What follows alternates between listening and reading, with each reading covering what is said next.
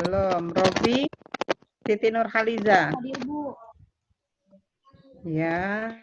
Tasya, Hadir, Bu. Wahyudi. Wahyudi, Belum masuk, Bu.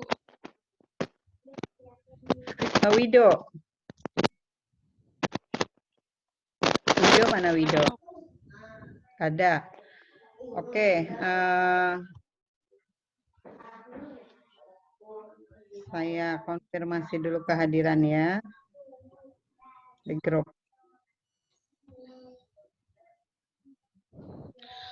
Bu, yang record kemarin udah nggak ada di e-learning masa, Bu? Iya, kemarin itu kita praktek. Jadi itu saya kan materi-materinya udah diupload semua, udah dikasih sama Pak Soma ya. Yang kemarin itu ini aja saya apa namanya kayak coret-coret di whiteboard aja, spontan gak saya save. Oh, begitu. Kayak saya tulis-tulis di whiteboard aja. Karena kan teori-teori semua udah dikasih sama Pak Soma dan saya lihat udah lengkap ya. Jadi kalau saya ada di PowerPoint ngetik, kalian langsung nulis ya. Iya, Bu. Karena ini yang pertemuan ke-8 setelah UTS, 8, 9, 10 itu semuanya presentasi ya, bab 1 sampai bab 3. Nah, yang Pak Soma, tugas Pak Soma sebelumnya sudah buat belum proposal?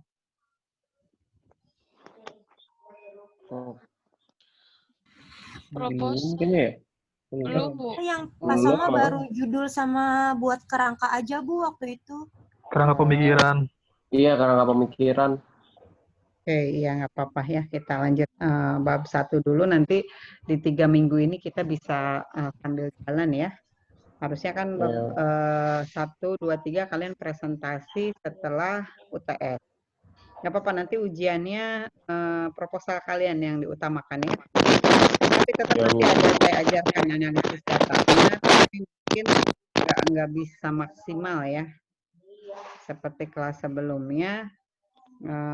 Nanti kalian bisa ikut di workshop aja, ada di workshop sambil ngumpulin sertifikat buat sidang nanti ya.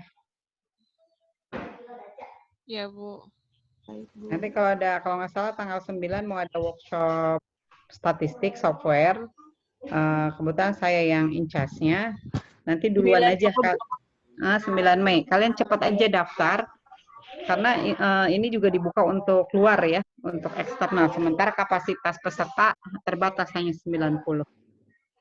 Itu segera aja dan karena murah ya, murah banget untuk STEM Muhammadiyah 60.000. Biasanya kalau di kampus lain itu kalau untuk mahasiswa itu rata-rata 150 ke atas. Kemungkinan eksternal akan banyak sepertinya ya, karena saya juga mau buat strategi marketing kita, jadi nggak cuma internal aja pesertanya.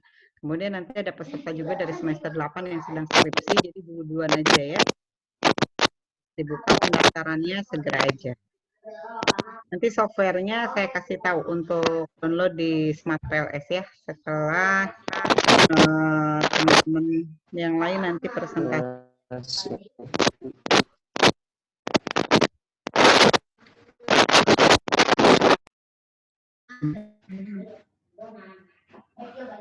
Gimana?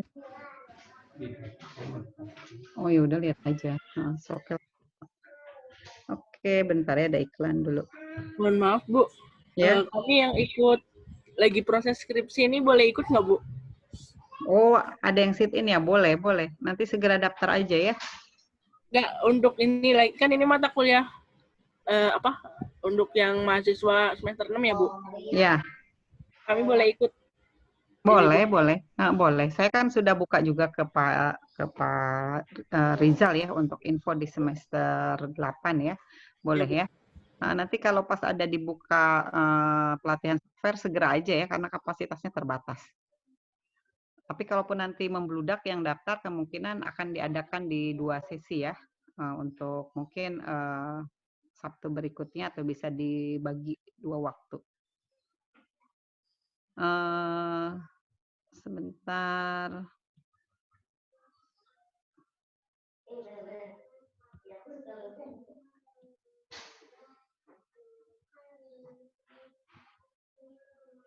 Ini pesertanya banyak ya. Saya fotokan dulu. Tolong yang sit in dikasih nama sit in ya, dikasih nama Anda kemudian tulisan sit in. Tahu namanya.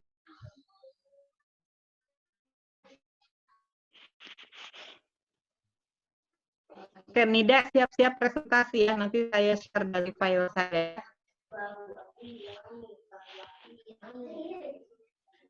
Nida mana Nida?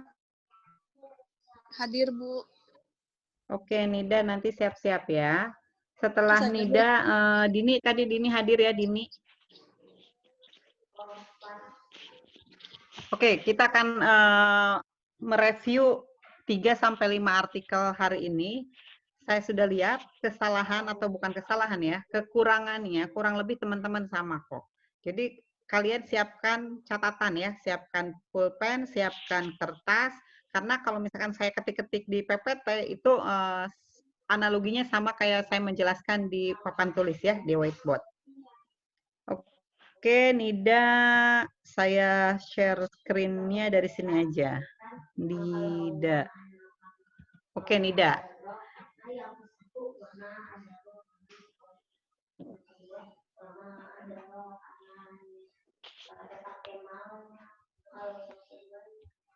Terlihat file yang saya share? Kelihatan nggak? Kelihatan, Bu. Oke. Ya, Nida, silakan Nida. Nida mau bahas tentang topik pengaruh likuiditas dan manajemen risiko terhadap profitabilitas ya, Nida. Oke, Nida. Iya, Bu. Ya. Oke, Nida. Silakan.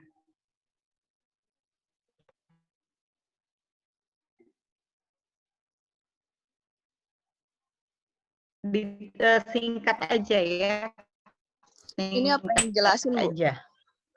Kenapa Nida memilih topik ini? Stabilitas dan manajemen ini. Kenapa? Ada apa dengan profitabilitas perbankan syariah ini? Kemudian faktor yang mempengaruhi profitabilitas kan Nida mengambilnya likuiditas dan manajemen risiko. Kenapa mengambil faktor itu? Padahal kan banyak faktor lainnya yang berpengaruh terhadap profitabilitas atau kinerja perbankan syariah. Ya, silakan Nida.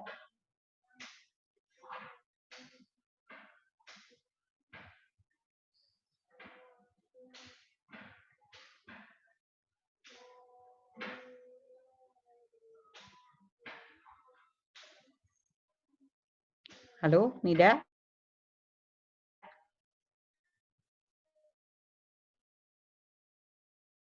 Keluar, Bu, Nidanya. Nidanya kemana?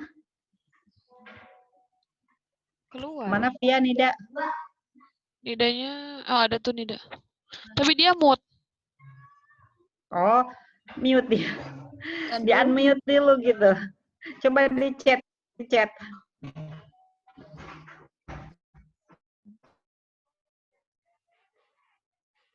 Ibu nanti di absen lagi atau gimana?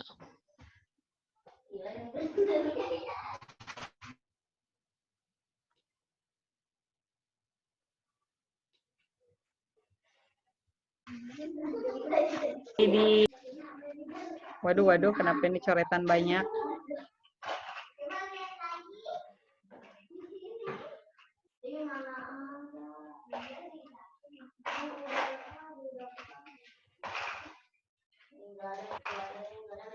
Oke, saya jelaskan saja.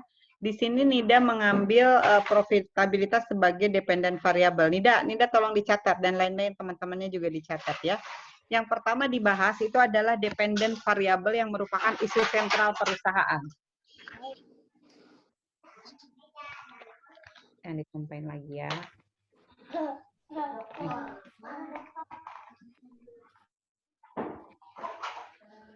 Oke, isu sentral perusahaannya tentang profitabilitas. Dia bahas terlebih dahulu profitabilitas. Ingat, setiap paragraf harus ada referensi yang dicantumkan. Ya, Nida udah oke. Dia menurut Audia 2014. Dan perhatikan, referensi yang dicantumkan di sini maksimal 10 tahun terakhir.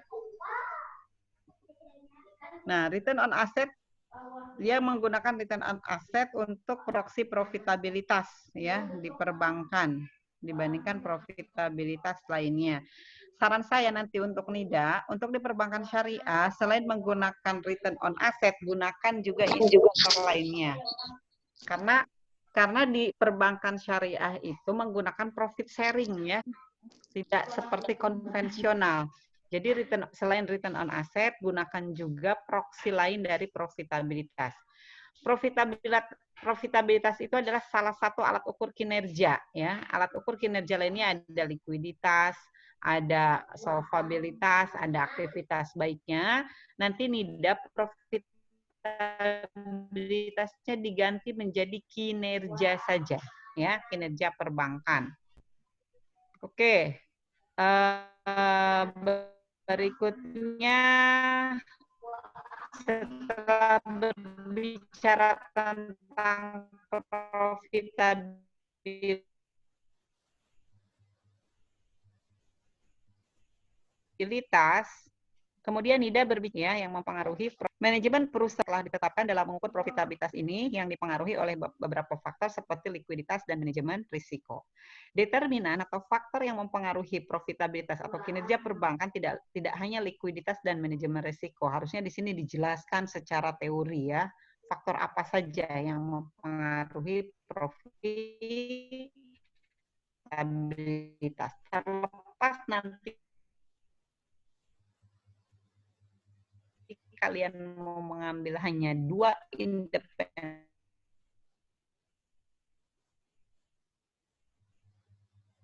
variabel, it's okay, nggak masalah. Sebutkan aja, karena kita berbicara konsep. Variabel profitabilitas. Keuangan perusahaan, oke, dia secara implisit ya, implisit tidak likuiditas adalah, gitu ya.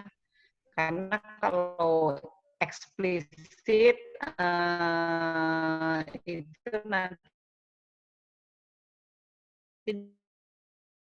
dijelaskannya di bab 2 khusus untuk kan indikator yang digunakan untuk mengukur likuiditas. Ukuran likuiditas di sini menggunakan current ratio ya. Kalau di perbankan ada untuk likuiditasnya kan lainnya. Kemudian setelah NIDA berbicara likuiditas, dia sampaikan di sini sumber referensinya dari si Dwi Kirana 2016. Ini sudah betul ya. Oke, kemudian NIDA menjelaskan determinan yang kedua atau faktor independen yang kedua, yaitu manajemen risiko. Nah, manajemen risiko ini pun mempengaruhi kinerja perusahaan. Ya, ini dia mengutip Ulfiah 2019. Nah, ada risiko-risiko ya yang ada di dalam manajemen risiko ini. Nanti NIDA berarti manajemen risikonya dia mengambil seperti halnya yang dicontoh Eva yang saya share.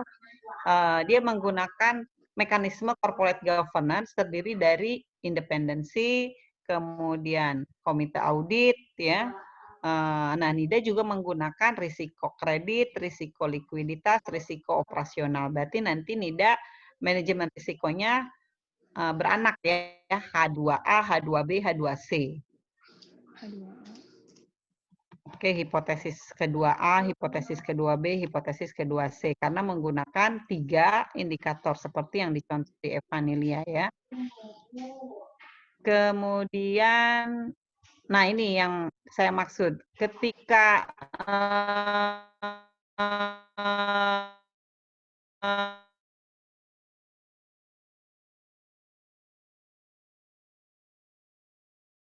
berbicara likuiditas kan abrik lagi di atas dikelompokkan pada variabel independen likuiditas ya.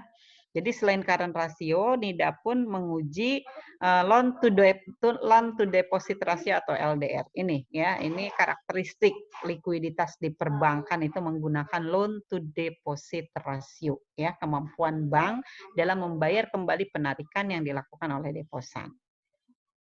Oke, Darmawi beda lagi, bagus ya.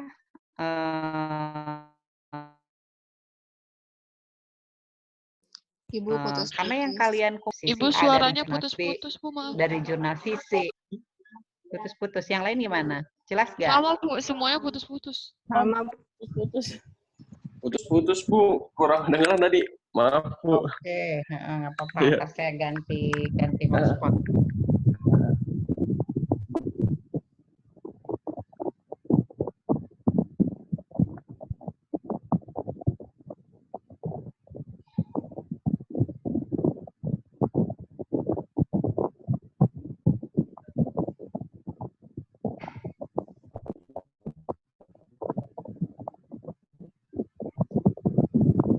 Oke, jelas nggak, Via? Jelas, Bu. Oke, kita lanjut ya. Tadi faktor-faktor yang mempengaruhi profitabilitas itu ada likuiditas, ada manajemen risiko. Kalau saya tangkap dari tulisan Nida, Nida menggunakan likuiditasnya yaitu current ratio dan loan to deposit ratio.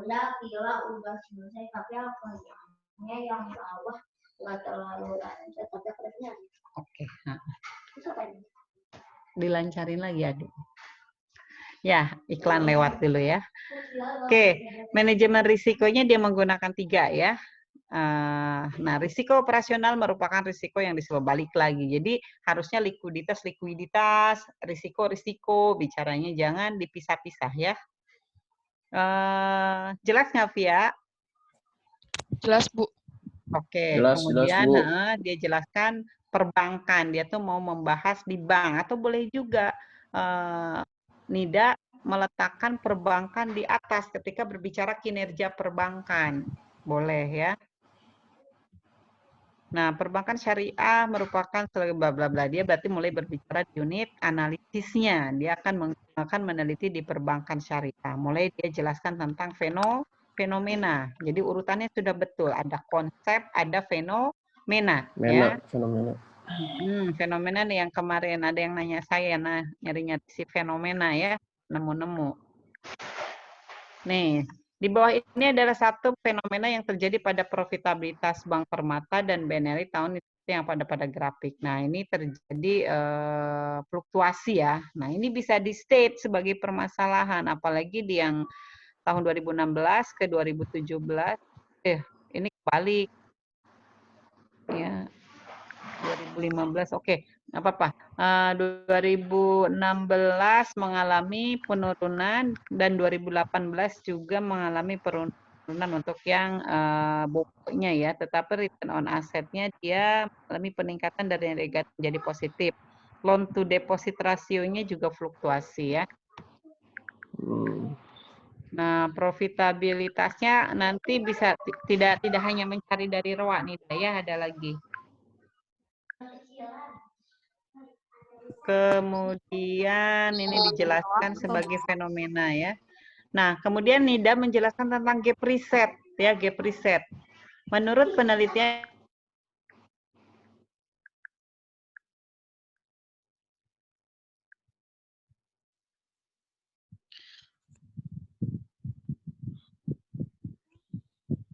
Bu.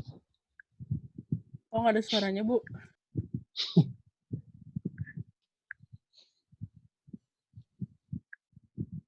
likuiditas dan manajemen resiko terhadap profitabilitas sudah banyak dilakukan oleh peneliti sebelumnya. Namun masih menghasilkan hasil yang berbeda ya. Oke. Kemudian baru ya.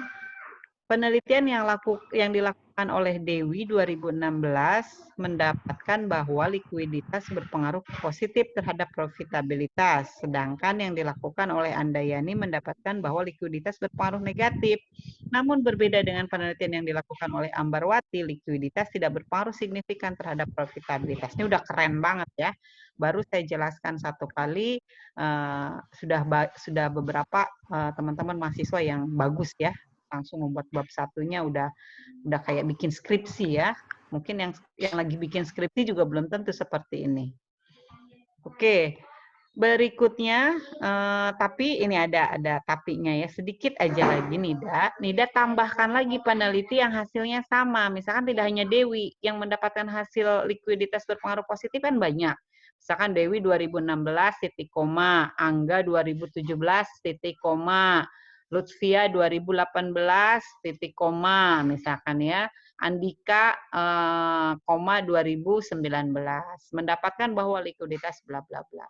Sedangkan penelitian yang dilakukan oleh Andayani dan kawan-kawan tahun 2015 titik koma, siapa lagi di sini sebutkan yang hasilnya negatif. Jadi tidak hanya satu-satu ya, tapi secara penulisannya dan konsep penulisan di bab 1 serta sistematikanya sudah sangat bagus ya. Oke, kalian pasti tahu di mana letak kekurangan kalian dari paparan ini. Betul tidak, Via? Betul, Bu. Ya, jadi tahu ya, ini baru satu. Nanti kita akan lihat yang kurang sesuai, yang mungkin masih ada yang kurang tepat ya. Kemudian setelah menjelaskan pengaruh likuiditas terhadap profitabilitas, di sini kemudian Nida menjelaskan pengaruh BOPO ya, BOPO terhadap profitabilitas. Ya, kemudian dia juga menjelaskan NPL. Ini semua bicara tentang manajemen risiko ya, non-performing loan. Nida mana Nida? Nida? Ya, Bu. Mana Nida? Nida, BOPO ini sebagai proksi apa?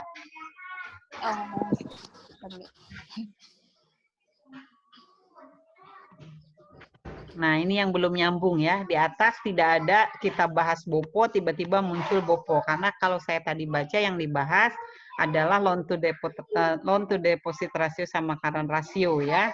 Nah, berarti Nida di sini juga harus menambahkan LDR kalau memang mau pakai dua-duanya. Nah, BOPO ini proksinya apa? Non-performing loans proksinya apa? Manajemen risiko kan? Nah, berarti Nida harus menjelaskan di atas manajemen risiko. Ya, mana manajemen resikonya? Oh, risiko operasional ya, BOPO ya, ada ya. Iya. Risiko operasional, terus selain risiko operasional apa lagi?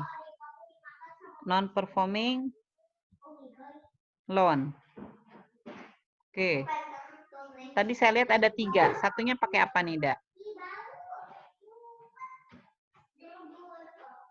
NPL, Bu. Non-performing loan.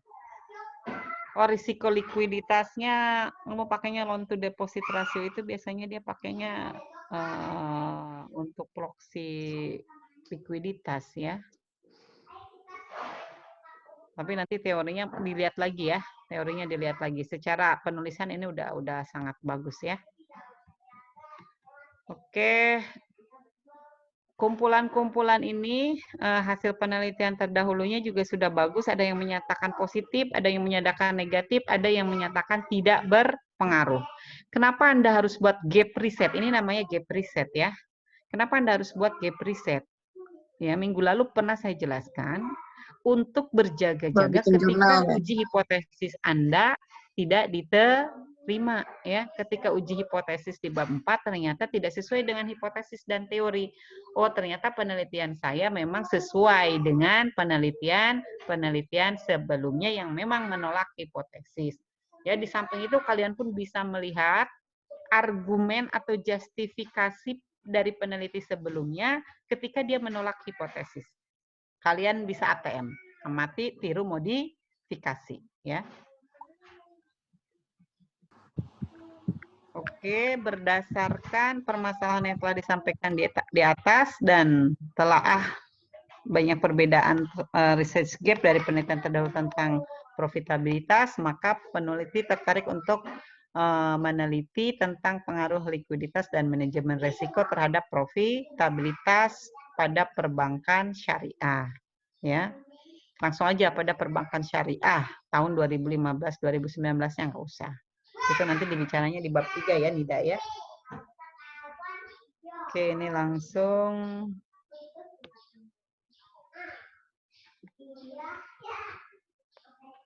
Ya, pada perbankan syariah di Indonesia harus dijelaskan. Identifikasi masalah. Masalahnya ada apa sih di atas? Perlu menjaga tingkat profitabilitas. Belanja apa? Jelas nggak? Suaranya jelas nggak? Jelas, Bu. Ada yang masuk. Oke. Identifikasinya pertama, perlunya menjaga tingkat profitabilitas agar tetap stabil atau meningkat. Ini masalah bukan, Nida? Nih. Coba Nida mana? Lagi ngajarin Netflix. Mahasiswa. Nida mana Nida? Bu Maria di mute, Bu Maria. Bu Maria berisik. Ngapain lagi ada di room ini? Mar? Kangen, Bu. Salah sambung, Mar. Sengaja ikut, Bu. Oh, ngapain? Udah medok juga. Kangen sama Bu Lela. Kangen. Oh, sweet deh. Nida mana, Nida? Saya kangennya sama Nida. Hadir, Bu. Oke, Nida. Nida yang pertama, tepat nggak disebut masalah menurut Nida? Nggak tepat sih, Bu. Soalnya Nida juga masih Nah, bingung. berarti oke, ini salah ya, kurang tepat ya, bukan salah ya. Misalkan terjadinya penurunan profitabilitas, misalkan terjadinya penurunan profitabilitas di perbankan syariah. Nah, Nida bisa lihat dari hasil-hasil penelitian sebelumnya. Lihat yang meneliti tentang profitabilitas syariah di perbankan syariah. Perbankan syariah itu kalau contoh di Nida yang bab 1 tadi di atas, itu kan hanya 2 bank ya. Nah, kalau hasil penelitian sebelumnya itu kan dia beberapa bank. Contoh Nida bisa lihat nanti skripsinya Fitriana ya. Nah, itu bisa lihat di fluktuasinya seperti apa. Oke, current ratio yang terlalu tinggi menunjukkan kelebihan uang kas. Ya, ini juga terlalu tinggi. Bagus dong, semakin tinggi semakin bagus dong. Ya, artinya kemampuan likuiditas dia tinggi. Tujuan akhir yang dicapai perusahaan paling utama adalah memperoleh laba. Ini masalah bukan? Bukan ya. Bukan ya. Misalkan di sini berdasarkan hasil-hasil penelitian nyarinya Nida. Terjadinya atau penurunan, misalkan penurunan tingkat likuiditas perbankan syariah. Nah, ini. Kemudian apalagi terjadinya peningkatan BOPO ya, yang merupakan manajemen risiko, yang merupakan risiko operasional perbankan syariah. Masalah bukan? Masalah. Oke. Manajemen risiko dapat memaksimumkan kerugian yang timbul di masa mendatang. Masalah bukan? Bukan. Ya. Kemudian tingginya atau rendahnya ya, rendahnya minat masyarakat untuk menggunakan jasa perbankan syariah. Saya mau tanya nih di kelas ini, ada nggak yang punya rekening bank syariah? Ada dong, Bu. Siapa aja? Ada Bu, BNI Saya, Syariah Bu, Bu. ada. BNI CMB Syariah, Syariah. alhamdulillah. Oh, syukur. Terus lagi? Baru 2 orang tadi. Nggak ada Bu. Mas, ada. Dandi, oh nanti kita akan paksa mahasiswa untuk buka rekening syariah ya untuk pembayarannya. Insya Allah nanti menggunakan payment gateway-nya Bank Muamalah ya. Nanti kalian udah punya virtual akun sendiri. Nah, kalaupun nggak pakai Bank Muamalah tidak apa-apa ya. Insya Allah. Tetapi nanti ada biaya transfer, enaknya punya rekening di Bank Muamalah. Ya, untuk tadi syiar Islam ya, syariahnya. Kenapa rendahnya minat masyarakat untuk menggunakan jasa perbankan syariah? Ini bermasalah. Bermasalah terhadap apa? Profitabilitas yang rendah, ya. Terjadinya penurunan profitabilitas di perbankan syariah. Atau misalkan Nida bisa men-state seperti ini. Profitabilitas perbankan syariah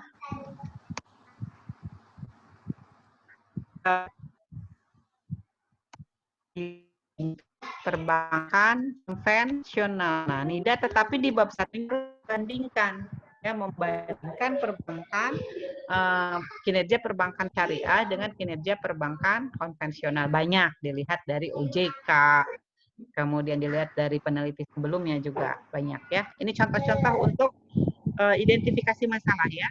Dan identifikasi masalah di sini tidak ujug-ujug muncul. Ya, harus ada penjelasannya di dalam latar belakang. Ini seringkali mahasiswa yang seminar proposal pun di latar belakang yang nggak ada ngomongin masalah, tiba-tiba diidentifikasi masalah, jeder, ada 10 permasalahan. Dari mana? Nah, jadi ini hanya menginventarisir permasalahan-permasalahan yang ada di dalam subbab latar belakang. Oke, ini terjadinya antara kenaikan atau penurunan antara. Ini kurang-kurang ini ya, di satu-satu aja nih, Dak, ya. Misalkan terjadinya penurunan return on asset, terjadinya peningkatan LDR misalkan, terjadinya peningkatan loan to deposit ratio. Ini bisa untuk penelitian di keuangan, bisa juga penelitian untuk akuntansi ya. Jadi manajemen juga boleh. Ini untuk manajemen keuangan. Oke, batasan masalah berdasarkan terus ada lagi tadi. Nida kan men-state tentang gap reset ya. Masih terdapatnya gap reset ya. Ini masalah bukan masalah. Masih terdapatnya gap reset ya. Peneliti sebelumnya. Oke, kemudian berdasarkan latar belakang dan identifikasi masalah di atas, penulis membatasi masalah hanya memfokuskan pada likuiditas, manajemen risiko, dan profitabilitas. Bukan judul, ingat bukan judul ya. Ini tulisannya biasa aja. Tulisannya biasa aja. Nggak usah pakai cetak tebal, nggak usah kayak dibikin judul. Biasa aja. Oke, likuiditas, manajemen risiko, dan profitabilitas. Ingat ya, penulisannya biasa saja, bukan judul. Oke, berdasarkan uraian latar belakang penelitian di atas, maka dapat dirumuskan permasalahan penelitian ini sebagai berikut. Apakah likuiditas berpengaruh terhadap profitabilitas? Apakah manajemen risiko? Nah, karena Nida menggunakan 3 indikator, maka di sininya ditulis Nida dalam kurung. Orang akan paham, oh berarti dia menggunakan hipotesisnya beranak, ya. Kayak punyanya contoh yang saya share minggu lalu, ya. Manajemen risikonya pakai apa? Risiko operasional. Betul nggak, Nida? Risiko operasional, kemudian risiko kredit. Misalkan satunya risiko apa? Nida? Likuiditas. Risiko likuiditas. Oke. Untuk menganalisis dan memperoleh bukti empiris pengaruh manajemen risiko, ya betul. Ini pun dikopas Nida ya. Nah, di hipotesisnya gimana? Di hipotesisnya nanti beranak Nida.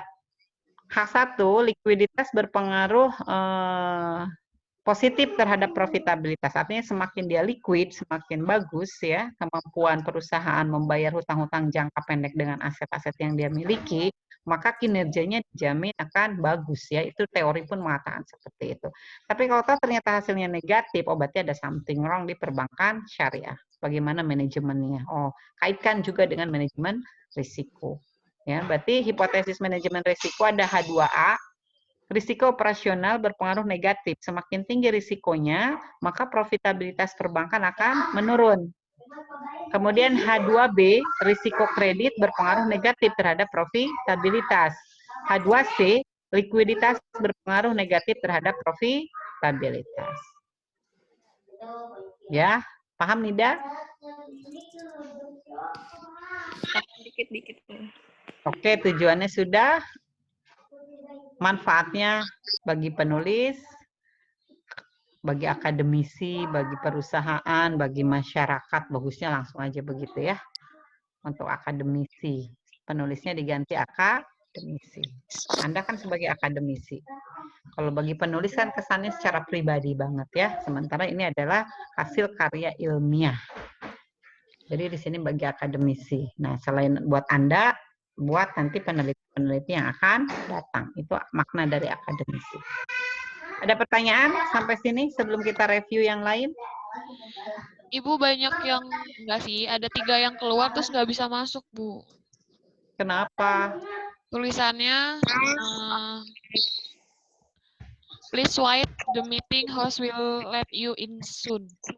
Oh, Pak Rizal, hostnya. Ya makanya jangan telat. Dia keluar sendiri, Bu. Keluar sendiri, terus pas masuk begitu. Mm-mm.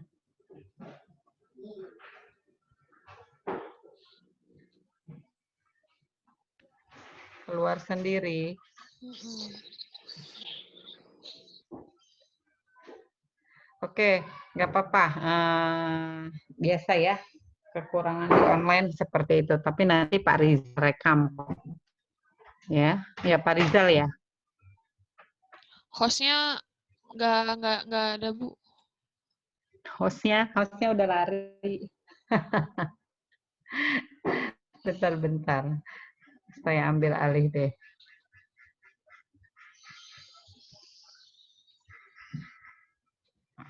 Oke.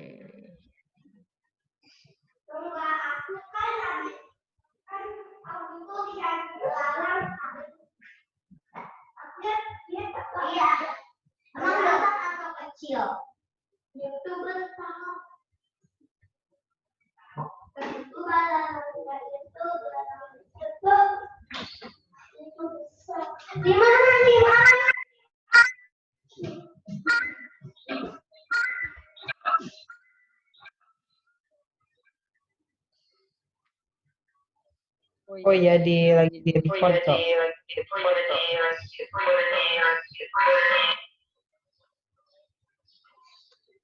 Ya, masih bisa dengar suara saya? Bisa, Bu. Nida mana Nida? Iya, Bu. Nida ada yang mau ditanya Nida?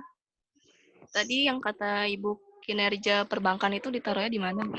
Maksudnya variabel apa gitu? Oke, profitabilitas itu Nida ganti aja kinerja perbankan ya, karena sama aja kok. Nah, jadi lebih umum, lebih global bahasnya kalau ke kinerja ya. Nanti kinerjanya kan diukurnya dari profitabilitas melalui proxy tadi apa current ratio ya. Nah, untuk faktor-faktor yang mempengaruhi kinerja perbankan nanti Nida bisa tambahkan lagi. Banyak kok selain likuiditas ya. Iya. Jadi nggak cuma dua, nanti misalkan ada likuiditas, kemudian ada solvabilitas yang paling besar dampaknya terhadap perbankan syariah itu tadi ya, masalah solvabilitas juga, masalah ketahanan dia dari struktur modal.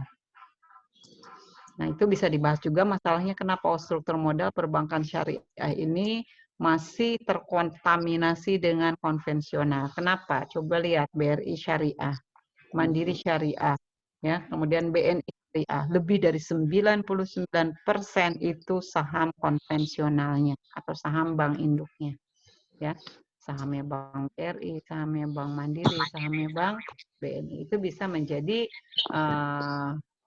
justifikasi Nida melakukan penelitian di struktur modalnya ya. Oke, kita stop sharing. Berikutnya yang mau saya review, bentar, yang manajemen ya. Punya Rodia, masih pasar modal. Firman mana Firman? Firman? Firman? Ya, anak jangan tidur lagi. Firman? Iya, Bu. Men, bangun, jangan tidur. Kagak, Bu. Nggak tidur, Bu. Coba liatin mukanya. Hah? Liatin saya? mukanya. Iya, Bu. Nggak tidur. Nah, belum mandi kan? Kuliah itu harus rapi, biarpun online nih, jangan-jangan bawanya pakai kolor lagi kamu, men. Kagak, Bu. Enggak. Nah, yuk. Iya, Bu. Oke, kita presentasi punya Firman ya. Iya, Bu. Sama-sama belajar. Sama-sama belajar ya. Iya, Bu. Nggak usah malu. Justru enak kalau direview itu langsung tahu. Tapi kita nggak bisa mereview semuanya karena waktu kita hanya 2 jam, 2 jam setengah.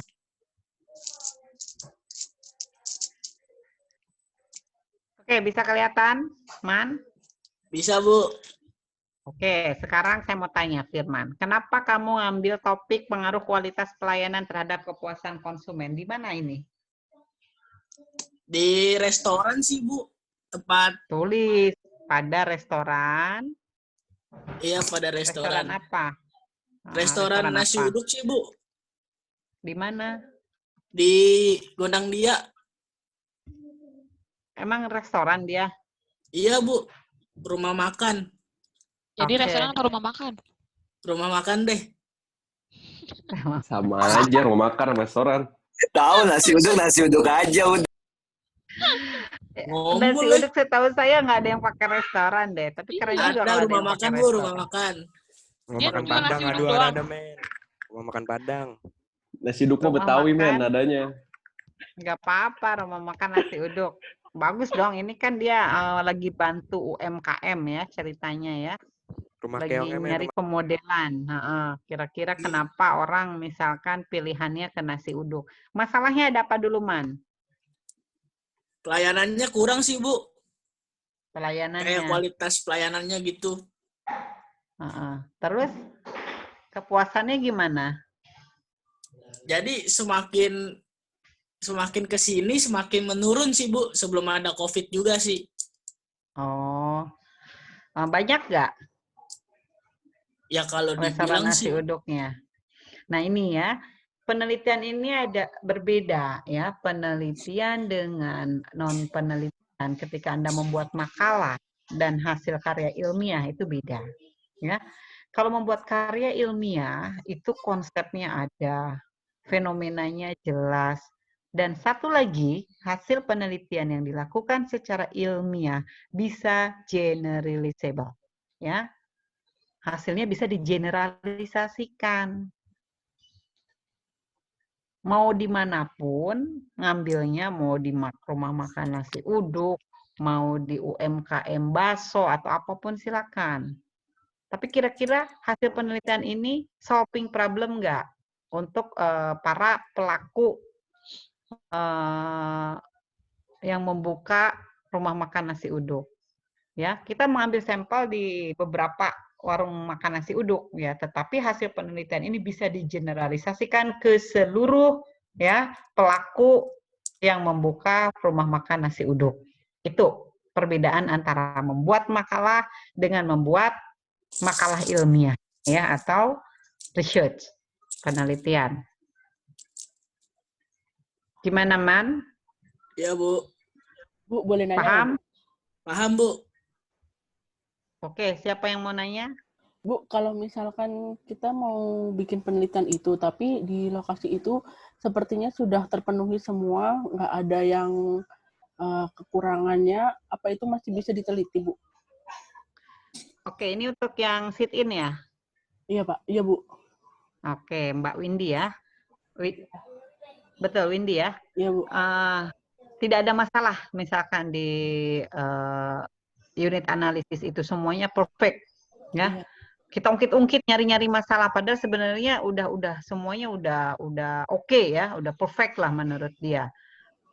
Customer pun terus mengalami peningkatan, penjualan pun mengalami peningkatan, laba pun mengalami peningkatan.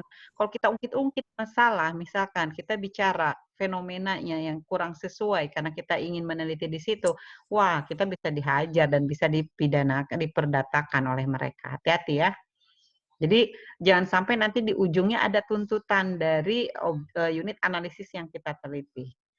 Jadi betul-betul memang penelitian itu dilakukan untuk memberikan problem solving. Kalaupun ada yang bukan masalah, itu namanya R&D, Research and Development, itu boleh saja ya pada tataran R&D. Tetapi melihat sistematika penulisan di kita, ya itu kan berbicara semuanya masalah, latar belakang masalah, ya. Kemudian identifikasi masalah. Rumusan, batasan masalah, rumusan masalah. Jadi yang kita bicarakan di sini adalah problem. Ya, kalaupun misalkan mau mengambil problemnya, silakan. Masalahnya adalah pada R&D-nya, Research and Development dengan tujuan mengembangkan bla bla bla. Itu penelitian R&D. Tetapi jangan ngungkit-ngungkit masalah yang memang sebenarnya sudah tidak ada masalah. Ya.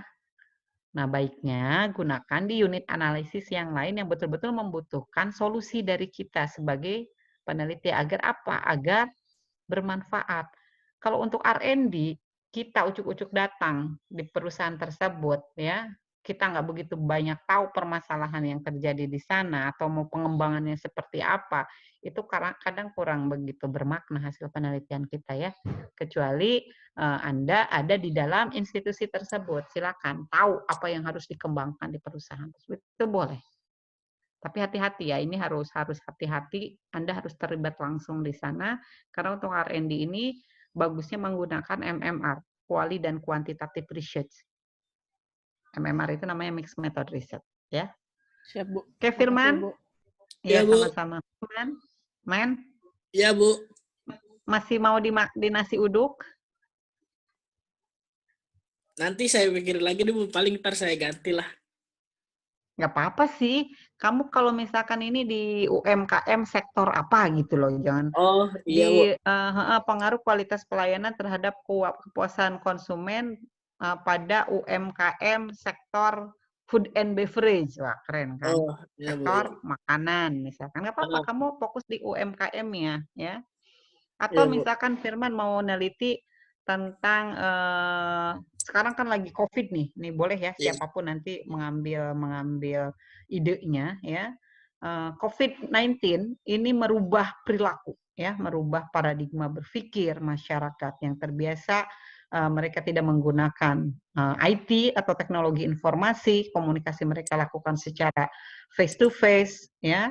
Sekarang dipaksa untuk melakukan online ya, seperti kita perkuliahan. Kalau nggak ada COVID-19, mungkin Anda tidak akan pernah mengenal yang namanya Zoom, betul tidak? Betul. Ya, mungkin Anda juga belum tidak akan pernah mencoba yang namanya Skype, ya, Microsoft Teams, ya, dan webinar-webinar lainnya. Nah, ini memaksa kita untuk merubah perilaku. Nah, hal ini pun terjadi di industri pelaku kecil, menengah, dan mikro, ya. Contoh, mungkin kalian pernah lihat tukang bakso yang dekat Pasar Raya Manggarai itu. Pernah nggak makan bakso di situ? Itu ramenya luar biasa. Kadang saya mau makan bakso di situ, nunggu sampai 15 menit dulu ngantrinya. Sekarang kita lihat, itu kosong. Kalau dia tidak mau merubah pola pikirnya, ya dia akan terseret. Dia akan merasakan kesulitan-kesulitan ekonomi yang saat ini banyak dirasakan oleh masyarakat Indonesia. Nah, fungsi kita sebagai seorang peneliti adalah memberikan edukasi, literasi. Kalau gitu saya mau ngambil judul ini aja deh, Bu. Pengaruh literasi, ya, literasi digital. Keren kan? Pengaruh literasi digital dan literasi finansial teknologi, ya, terhadap pengembangan usaha pada UMKM. Oke, apa permasalahannya? Tadi permasalahan yang saya kemukakan ya, harus dipaksa berubah pola pikirnya, perilakunya ya. Yang tadinya tukang bakso jualannya offline, kita bisa paksa untuk jualan online. Kita berikan edukasi. Edukasi apa? Edukasi digital. Kita berikan dia edukasi fintech ya. Kenapa? Karena ketika dia menggunakan layanan online, mau tidak mau dia harus punya mobile banking atau dia harus punya payment berbasis online seperti menggunakan OVO ya, menggunakan GoPay. Nah, bagi mereka ini mungkin sulit. Kalau kita mungkin anggapnya itu sepele karena kita termasuk kepada well educated atau well literate. Tapi kalau mereka kan aduh, gimana mau daftarnya, gimana mau pakai OVO, gimana mau pakai mobile banking. Nah, Firman dan teman-teman bisa masuk ke situ ya dalam menghadapi COVID-19 ya, turun memberikan edukasi-edukasi digital. Ya, edukasi-edukasi tentang literasi fintech ya. Kira-kira bermanfaat nggak untuk UMKM? Firman. Bermanfaat, Bu. Iya, bermanfaat. Itulah penelitian ya, memberikan problem solving ya, memberikan problem solving. Bisa membaca pasar seperti apa. Ini untuk yang menggunakan data primer ya, atau bisa juga nanti Firman melakukan uji beda ya. Penjualan sebelum adanya edukasi dan literasi digital, dan penjualan sesudah adanya edukasi dan literasi. Nggak usah banyak-banyak UMKM yang dilakukan pembinaan atau dijadikan sebagai sampel. Cukup aja yang di lingkungan Firman. Oh iya, Bu. Pada kelurahan apa. Ya, misalkan saya mau ambil sampelnya ada 20 UMKM, tapi saya bina betul-betul. Saya berikan dia edukasi. Saya berikan dia betul-betul literasi tentang penggunaan payment online ya, atau digital payment. Itu akan sangat bermanfaat ya. Dan judul-judul itu ada. Pengaruh fintech terhadap pengembangan usaha, pengaruh fintech, pengaruh literasi keuangan terhadap penjualan ya. Itu banyak. Coba nanti searching seperti itu ya. Oke, sekarang kita anggaplah punya Firman judulnya pengaruh kualitas pelayanan terhadap kepuasan. Tadi menyimak nggak bahasan saya dengan Nida, Firman? Menyimak, Bu, dikit. Apa yang kurang menurut kamu di penelitian kamu? Kayaknya ini, Bu, apa, dari jurnal yang terdahulu, tahunnya juga itu. Oke, kita lihat ya di sini. Ya, bab latar belakang. Firman ini hasil berpikir Firman atau Kopas? Sedikit sih, Bu, Kopas dikit. Terus sisanya Kalau pakai saya sih bahasa saya Kopas sendiri. banyak. Oke, cantumkan referensi yang kamu Kopas. Itu namanya parafrase. Kopas boleh nggak? Boleh. Kopas boleh. Tapi jangan kebablasan. Dan ketika kita mengkopas, itu harus kita sedikit parafrase ya, dirubah agar terhindar dari plagiat. Dengan tetap mencantumkan referensi. Ini Firman idenya dari siapa? Oh, misalkan idenya dari Nida 2019. Tulis di sini ya. Iya, Bu. Iya, Bu. Oke, berikutnya juga sama. Oh, ini Firman baca dari siapa? Boleh nggak, Bu? Saya baca dari Nida lagi di sini. Nggak boleh, ya. Paragraf pertama dari Nida, paragraf kedua dari Eri, misalkan paragraf ketiga dari Dini, paragraf keempat dari Siti, paragraf kelima balik lagi dari Nida, boleh. Tetapi tetap di parafrase. Kan saya bilang, bikin bab 1 itu, terutama latar belakang, dikaitkan dengan konsep, itu kita mengutip dari si A, si B, si C, si D, ya. Bab 1 sampai 3 itu bukan mutlak punya kita, punya orang, punya kita hanya sedikit. Ya, punya kitanya ada di mana? Di bab 4 dan bab 5, ya. Oke, kemudian kualitas pelayanan yang baik di dalam suatu perusahaan kan oke, betul, kepuasan, hasil. Oke, ini bicara tentang konsepnya udah benar. Firman juga dalam penulisannya masih jauh dari pedoman script system. Iya, Bu. Ya, jadi kalian bikin proposal ini proposal beneran buat nanti skripsi ya. Jadi mulai menggunakan pedoman skripsi yang udah saya sampaikan di website STMJ ya. Oke, kemudian rumah makan sebagai satu perusahaan bergerak. Oke, ini langsung unit analisis, nggak ada masalah. Kan banyak kali pertimbangan konsumen pada keputusan. Masalahnya apa di sini? Jadi masalahnya harus jelas. Oh, terjadinya penurunan penjualan. Lampirkan dengan data. Ya, kalau UMKM kan gampang datanya ngambil di kecamatan, di website kecamatan ya. Oh, ternyata UMKM mengalami penurunan penjualan atau UMKM banyak yang kolaps sehingga jumlah UMKM menurun pada kondisi COVID-19 ini. Misalkan seperti itu, harus jelas fenomenanya ya. Kira-kira apa yang menyebabkan? Oh, yang penyebabnya adalah literasi mereka tentang IT ini sangat lemah, ya. Literasi mereka tentang fintech ini juga sangat kurang. Jadi faktor yang mempengaruhi penurunan penjualan itu apa? Oh, faktor yang mempengaruhinya adalah literasi digital dan literasi finansial teknologi atau literasi IT ya. Nah, kemudian tadi Firman udah, oh iya Bu, saya belum ada jurnalnya, itu namanya gap reset ya. Identifikasi, makanya Firman di sini bingung saat menyebutkan masalah. Karena memang belum di state permasalahannya. Oke, kalau kita merujuk ke contoh UMKM. Identifikasi masalah ya, yang dapat diuraikan di sini adalah satu, terjadinya penurunan jumlah UMKM di Kecamatan Setiabudi misalkan. Dua, terjadinya penurunan penjualan yang masif atau signifikan pada pelaku UMKM. Ya.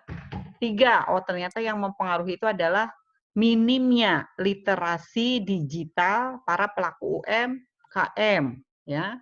Berikutnya, kurangnya pengetahuan atau bad literate tentang finansial teknologi, misalkan.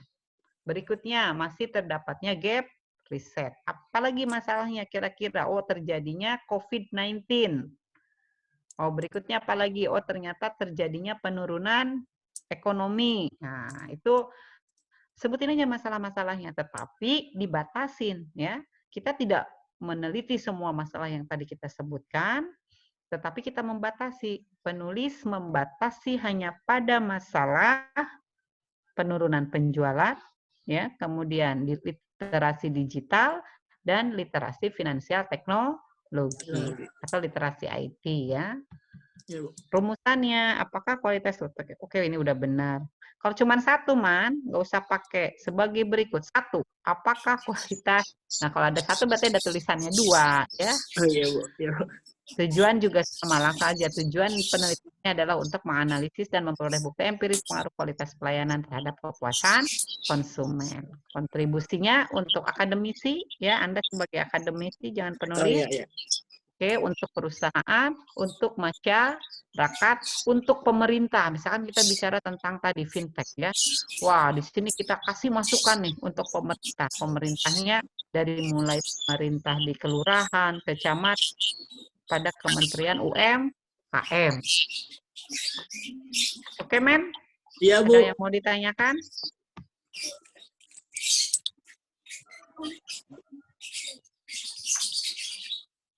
Cukup ya? Oke, iya, kita Bu. mulai yang lain. Makasih ya, Bu. Sama-sama. Dini bahas tentang kinerja keuangan. Oke, Dini mana Dini? Din? Dini ada Dini? Ada Bu, tapi dia dari tadi tuh trouble suara Bu katanya. Dia udah ngomong tapi suaranya nggak keluar. Coba-coba, Din. Iya Bu. Nah itu ada suaranya. Oke, Din, kita akan review punya kamu ya. Iya Bu. Bukan berarti yang saya review ini yang terbaik, tidak. Saya memilih ya, ini yang sudah sesuai, ini yang belum, biar teman-teman bisa membandingkan ya, dan kalian bisa langsung mengoreksi sendiri. Oh iya, ini saya salahnya di mana. Kayak tadi Firman, oh iya Bu, saya belum ada gap risetnya dari jurnal-jurnal ya. Oke, Dini, saya share dulu. Kelihatan, Din? Kelihatan. Iya Bu, kelihatan. Kelihatan nggak, Din? Kelihatan Bu. Oke, kelihatan ya. Dini meneliti tentang pengaruh kinerja keuangan terhadap CSR pada emiten sektor pertambangan. Kenapa Dini memilih ini?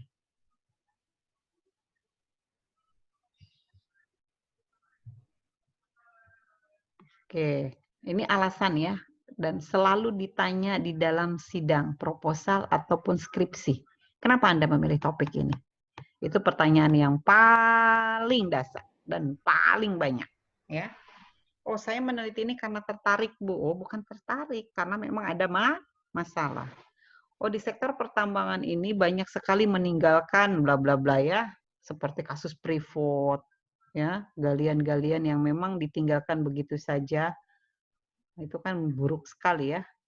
Permasalahannya bisa kalian contohkan fenomenanya di kasusnya Freeport atau perusahaan-perusahaan tambang lainnya. Rendahnya tanggung jawab sosial mereka ya. Berarti ada masalah. Nah, kira-kira apa sih yang menyebabkan tanggung jawab sosial perusahaan ini? Salah satunya adalah kinerja keuangan. Ketika perusahaan mengalami keuntungan, maka Kemungkinan besar perusahaan akan melakukan kewajiban sosialnya ya kepada masyarakat, lingkungan maupun ekonomi. Jadi ada 3 dimensi di dalam CSR ya, Din. Ada sosial, ada ekonomik, ada environment, lingkungan. Nah, faktor-faktor yang mempengaruhi CSR ini tidak hanya kinerja perusahaan, Din. Banyak. Nanti Dini bisa search di Google Scholar. Ini ya. Kalian tulis scholar.google.com. Kelihatan, Din? Kelihatan, Bu. Oke, saya mau stop sharing dulu biar kalian tahu bagaimana cara mencari jurnal. Ya, kita akan lihat desktop.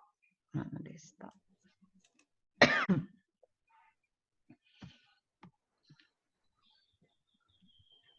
Oke, kita akan lihat ini Scholar tulisannya ya. Bisa difoto ya websitenya. Ini ketika nama saya Lela Nurlailawati, CSR. Ya, ada penelitian saya tentang faktor-faktor yang mempengaruhi CSR. Dini bisa baca itu. Jadi tidak hanya kinerja keuangan, banyak sekali yang mempengaruhi. Dan saya breakdown CSR-nya itu menjadi 3. Ekonomik, sosial, dan environment plus semuanya. Jadi Dini bisa mengadopsi penelitian saya ya, atau mereplikasinya. Oke, faktor-faktor yang mempengaruhi pengungkapan CSR. Jadi Dini bisa download di sini. Ini pun saya tampilkan di website stmj.ac.id. Oke, kelihatan, Din? Yang lain kelihatan nggak? Kelihatan, Bu. Kelihatan, Bu. Oke, kita lanjut ya. Oke, Dini, ini hanya untuk kasih ide ke Dini ya. Jadi faktor-faktor yang mempengaruhi CSR itu banyak ya. Kamu bisa baca jurnal saya dengan cara mengetikkan nama saja. Bisa juga di Google biasa ya. Kemudian CSR. Oke, ini ada gap risetnya, ada fenomenanya, kemudian hipotesisnya. Faktor-faktor mempengaruhi CSR itu apa saja, ya. Jadi faktor-faktor yang mempengaruhi CSR ini saya sebutkan. Ada good corporate governance, ada profitabilitas perusahaan atau kinerja keuangan yang dimaksud, ada ukuran perusahaan, ada pertumbuhan, ada usia perusahaan, banyak, ya. Ini pengungkapan CSR-nya ada ekonomi, lingkungan, sosial. Nah, ini lihat ke bawahnya modelnya. Oh, ternyata hipotesisnya beranak. H1, 2, 3, 4, 5 pun itu beranak. H1A, H1B, H1C, H1D. Ya. Nah, ke sini. Nah, Dini boleh mencontoh cukup pengungkapan CSR secara total, nggak apa-apa, tetapi ditambah ya, jangan kinerja keuangan saja. Karena penelitian sebelumnya itu sudah banyak yang meneliti tentang pengaruh atau faktor-faktor yang mempengaruhi CSR. Tetapi kalau Dini mau menggunakan seperti saya ini belum banyak. Hanya 1 di Indonesia kalau mau lihat, yang lain nggak ada. Karena yang lain umumnya langsung CSR. Kalau saya di breakdown, ya, di breakdown di sini. Ini modelnya jadi ada 4 model. Nanti Dini bisa contoh, nggak apa-apa replikasi dari jurnal saya. Karena memang masih jarang, baru 1 ya. Kalau di Indonesia, kalau di luar ada beberapa. Jadi dia meneliti dari dimensinya langsung, ekonomi, lingkungan, dan sosial. Jadi ada 4 model regresi. Kalau ini kan hanya 1, betanya juga ada CSR. Kalau ini model yang pertama secara keseluruhan, CSR-nya. Kemudian model kedua, per dimensi, dari mulai dimensi ekonomi, dimensi environment, kemudian dimensi sosial. Dan ini hasil pengujian hipotesisnya. Ini modelnya. Ini sangat problem solving. Betul-betul memberikan kontribusi kepada stakeholder ya, kepada masyarakat, kepada regulator, kepada perusahaan, kepada akademisi. Ini bisa bagus nanti punya Dini ya. Dan kebetulan saya juga banyak punya data-data CSR menggunakan GRI 3 maupun GRI 4. Dan di sini Dini bisa men-state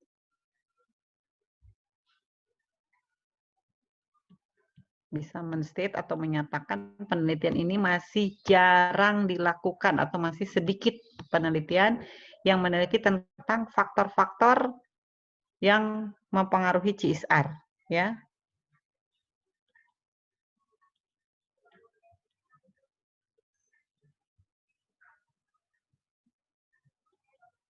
Ini gap risetnya. Ini, ya, penelitian mengenai faktor pengungkapan CSR telah banyak dilakukan oleh peneliti terdahulu yang sifatnya individual maupun kelompok, akan tetapi hasil dari penelitian tersebut masih menghasilkan hasil yang berbeda dengan variabel yang lebih mengutamakan rasio keuangan, ya. Jadi penelitian ini menguji faktor yang mempengaruhi pengungkapan CSR secara lebih komprehensif, di mana pengungkapan CSR diuraikan juga dalam bentuk dimensi, yaitu pengungkapan ekonomi, lingkungan, dan sosial. Jadi penelitian ini akan menghasilkan 4 model penelitian. Gimana, Din? Tertarik nggak, Din? Tertarik, Bu, tapi banyak banget.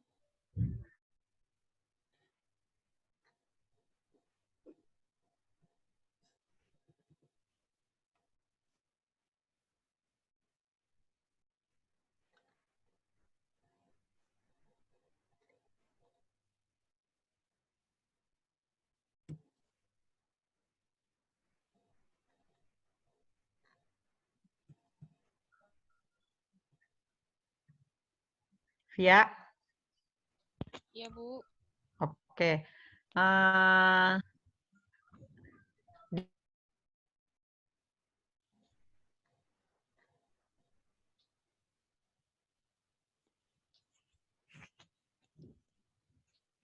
Ibu sinyalnya nge-lag ya?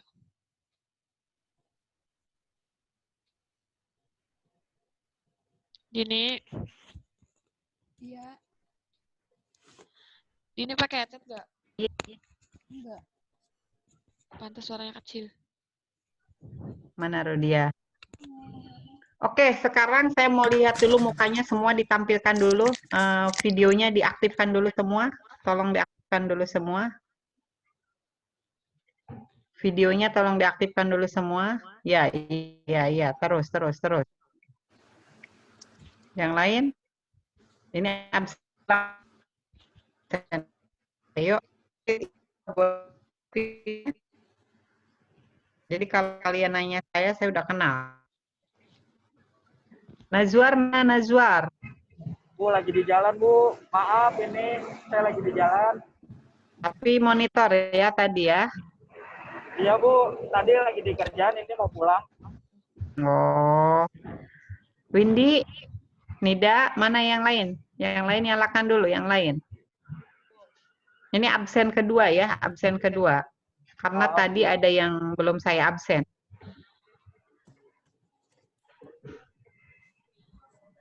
Novi, mana Novi?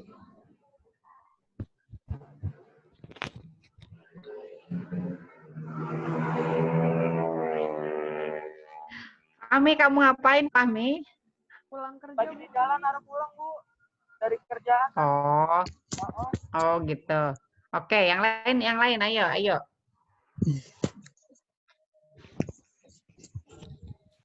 Mas Rapli baru bangun tidur ya? Enggak. Nyalain doang kalian tuh kadang ya, kalau online tuh. Enggak, Bu. Dengerin kok, Bu.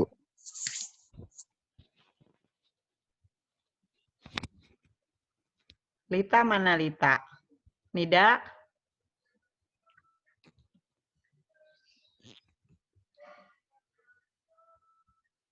Mutia? Ada, Bu. Ayo, yang lain. Ya, yang ada fotonya, yang ada orangnya, saya absen ulang ya.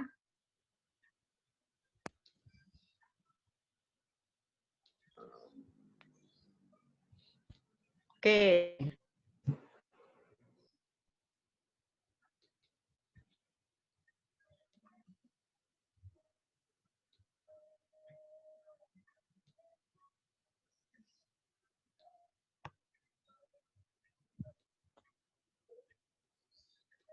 Yuk, kita lanjut. Coba muncul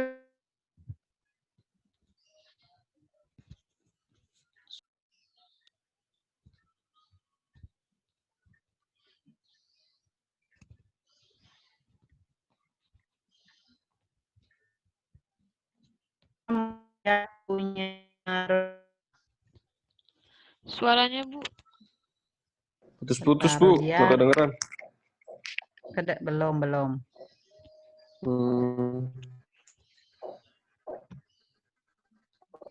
Oke, kelihatan nggak gambarnya? Kelihatan. Suara saya jelas? Jelas. Jelas, Bu. Jelas untuk Oke, saat kita ini. lanjut ya. Untuk saat ini. Berarti kamu yang masalah sinyalnya. Oke, Rodiahnya mana, Rodiah? Rodia. Monitor Rodia. Rodiah mana, Rodiah? Mana Rodia? Ini yang punya paper, mana yang punya paper? Rod? Tadi ada Rodia. Oh, paling bawah. Rodia. Oke, dia nggak ngerti cara ngaktifin suara sih. Rodia. Kasih tahu di chat di WA ya. Di Japri. Oke, kita akan bahas tentang penelitiannya Rodia. Dia tentang pasar modal ya. Dia bahas tentang saham, harga saham, kemudian investasi di pasar modal, faktor-faktor yang mempengaruhi harga saham, ada rasio likuiditas, kemudian ada leverage, ada profitabilitas, kemudian ada arus kas ya, semua dimasukin sama Rodiah nih, keren nih ya. Ini contoh fenomenanya di saham ya, tetapi fenomenanya kurang tepat Rodiah salah mengcapture. Ini harga sahamnya naik semua. Kalau naik masalah nggak? Masalah. Nggak dong, nggak ada masalah, bagus. Berarti yang dicari harusnya yang turun aja ya. Dan Rodiah harus jelas mengambilnya di sektor apa. Misalkan sektor perbankan, maka bank tidak hanya BCA, tetapi berbagai sektor finance misalkan dari berbagai bank. Oke, ini sih bukan fluktuasi, ini naik terus ya, berarti bagus. Nilai perusahaannya bagus. Kemudian penelitian yang dilakukan oleh Santika et al. Mendapatkan, nah Rodiah, mana Rodiah? Atau teman-teman yang lain, perhatikan. Penulisan yang dilakukan oleh teman kita, ini cocoknya di bab 2, saat menjelaskan penelitian terdahulu. Kalau yang dilakukan di dalam latar belakang itu seperti halnya yang ditulis oleh Nida tadi. Dikumpulkan per variabel itu ya, pengaruh X terhadap Y itu per paragraf untuk satu rumusan masalah atau satu hipotesis.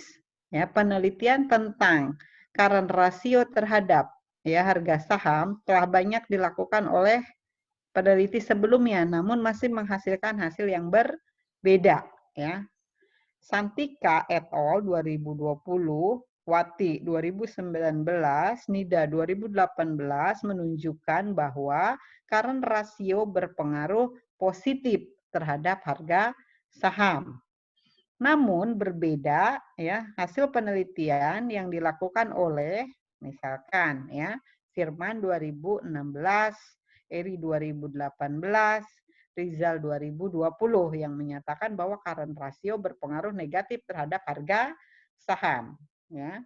Maria 2019, Susi 2020, Wenti 2020 menghasilkan hasil yang berbeda di mana justru current ratio tidak berpengaruh signifikan terhadap harga saham. Itu untuk satu hipotesis. Jadi untuk satu hipotesis atau satu rumusan masalah itu kita buat per paragraf, itu namanya gap preset. Kalau yang ditulis oleh teman kita di sini, ini cocoknya diletakkan di bab 2, ya, di dalam penelitian terdahulu.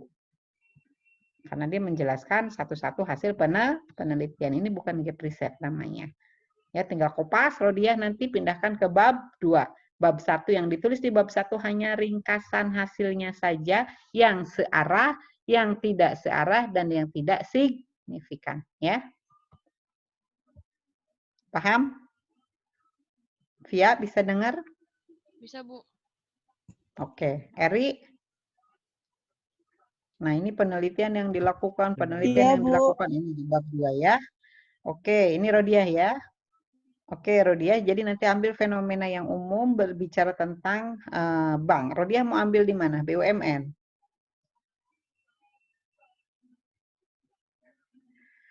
Oke, ini identifikasi masalahnya juga belum tepat, ya. Meningkatnya nilai return on asset Perbankan, Bu. pada harga saham. Iya, Perbaiki ya, berarti cari yang menurun atau terjadi fluktuasi sehingga terjadi penurunan pada harga saham. Itu yang masalah. Kalau ini nggak masalah, investor senang, perusahaan happy karena untung, ya. Meningkatnya nilai debt to asset ratio mengakibatkan kenaikan pada harga saham. Oke, ini kurang tepat ya. Jadi pada penurunan harga saham. Permintaan masyarakat yang rendah mengakibatkan rendahnya nilai harga. Oke, ini betul. Atau masyarakat yang investasi di pasar modal ini masih sangat kecil jika dibandingkan dengan sektor keuangan, seperti halnya di perbankan ya. Kalau di pasar modal kan masih sedikit investornya dari total populasi kita. Dan seterusnya. Dia udah bisa ya tadi mereview sendiri. Batasan masalahnya ini pun bukan judul ya. Berdasarkan identifikasi masalah maka permasalahan-permasalahan ini dibatasi hanya pada bukan judul, ingat bukan judul. Ini bukan judul. Tetapi menyebutkan variabel yang diteliti. Contoh pada harga saham, apalagi likuiditas, debt to asset ratio itu adalah proksinya dari leverage. Jadi kita tidak perlu menyebutkan rasio-rasio ya, nggak perlu menyebutkan current ratio. Langsung aja jelaskan itu likuiditas. Sama kayak NIDA juga, current ratio, jangan current ratio, langsung likuiditas. Itu hanya proksi. Punya NIDA udah oke. Leverage, kemudian likuiditas, leverage. Tadi apa lagi, Rodia?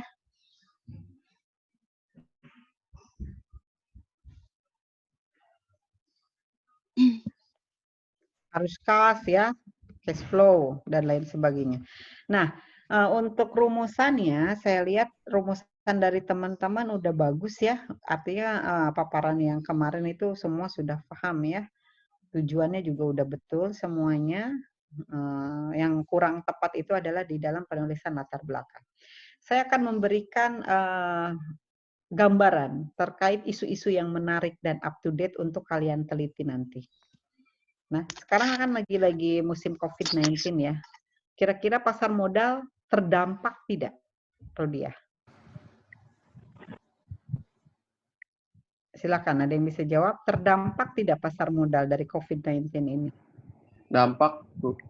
Ya, dengan turunnya IHSG, indeks harga saham gabungan, dan menurunnya harga-harga saham perusahaan, baik itu perusahaan BUMN, perusahaan private, ya, perusahaan swasta atau private, itu di semua sektor, dari 9 sektor yang ada di dalam pasar modal Indonesia, dari mulai agriculture, manufacturing, ya, trading, finance, pertambangan, itu semua kena, ya. Bahkan nih fenomena bisa di state fenomena. Perusahaan-perusahaan BUMN ya melakukan buyback, membeli kembali saham untuk menaikkan harga saham, ya, karena harga-harga sahamnya jatuh dan sangat signifikan.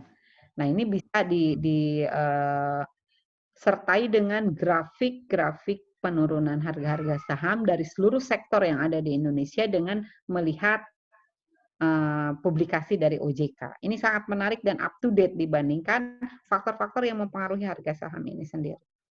Karena ini sifatnya historical ya, sifatnya historical.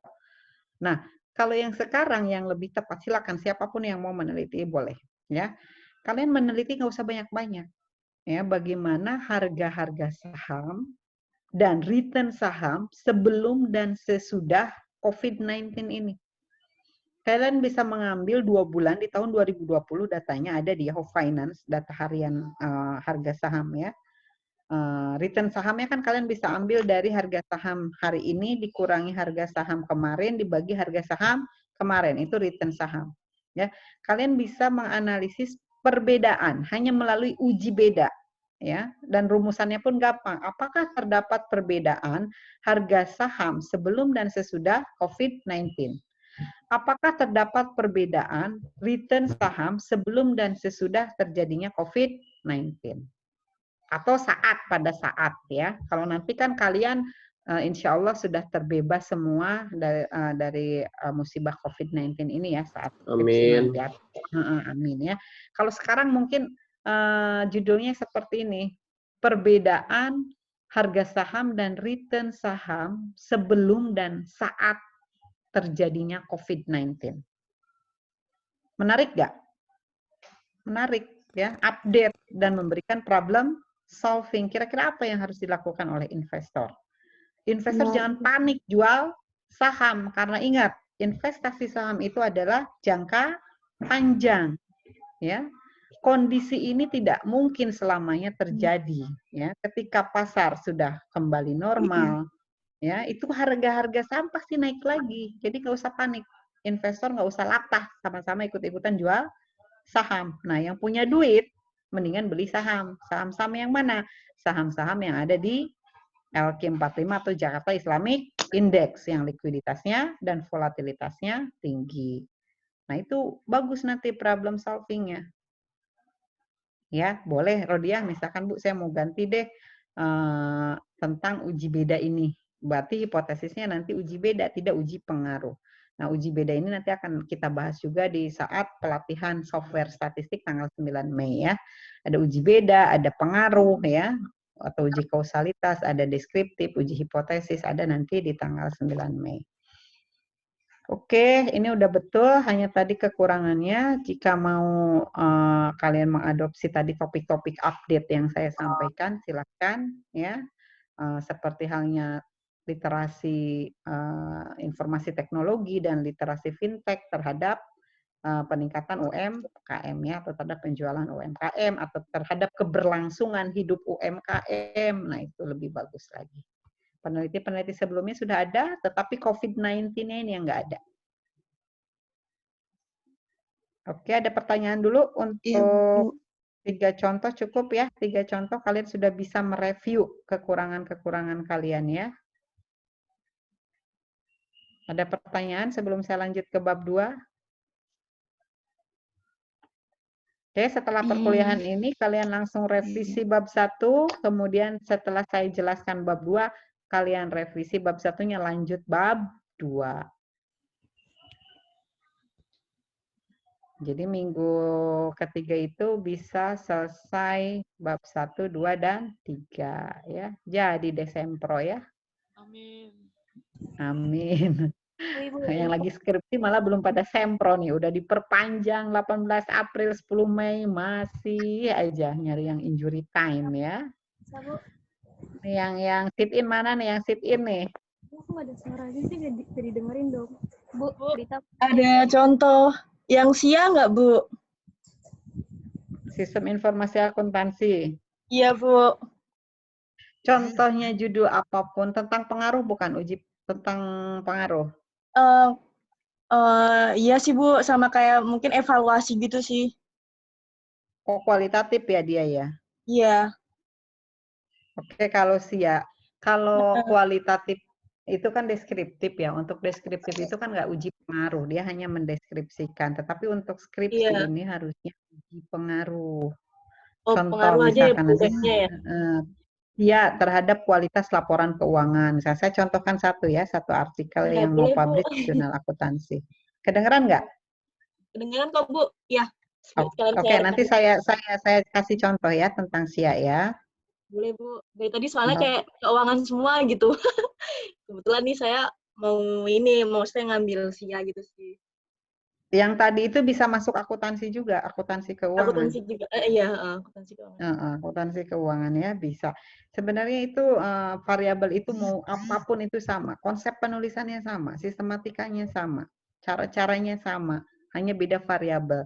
Kalau saya mau generalisasikan sebenarnya gampang tadi, variabel X terhadap Y. X-nya itu mau apapun, mau SIA ya, mau fraud mau potensi auditor, mau independensi. Nah, terhadap Y-nya mau apapun, mau kualitas pelayanan atau mau kepuasan nasabah, mau kualitas laporan keuangan, mau kualitas audit, itu Anda bisa merubah dalam variabel apapun ya. Itu konsep saja yang bisa diubah ya. Kebetulan variabelnya itu. Oke, kita cari sia bentar.